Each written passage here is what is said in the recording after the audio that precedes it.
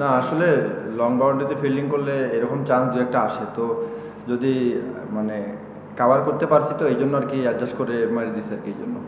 না নর্মালি তো fielding practice তো একটু ডিফারেন্ট টাইপে করা হয়, অ্যাটাকিং যেহেতু আমরা লং ফিল্ডিং করি আর কি।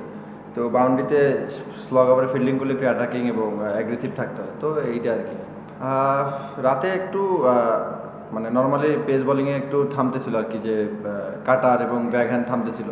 তো সেই হিসাবে নাইম ভাই খুব ভালো মানে ব্যাটিং করতেছিল, যে ওয়েট করতেছিল আর কি বল বাজে বলার জন্য। তো আমার মনে হয় রাতে সেকেন্ড ইনিংসে একটু ডিফারেন্স ছিল, বাট খুলনার ব্যাটিংয়ে অনেক ভালো মানে করছে আর কি, হ্যান্ডেল করছে আর কি ব্যাট। না ফেভারিট না, আমি জাস্ট আমার প্ল্যানে ছিলাম এবং রিয়াদ ভাই পাশে ছিল, রিয়াদ ভাই সাপোর্ট করছে। রিয়াদ ভাই বলছিল যে নিজের স্ট্রেন্থে থাকতে এবং বলছে যে ভালো বলটা রেসপেক্ট করতে আর বাজে বলটা পানিশ করতে, জাস্ট এতটুকুই আর কি।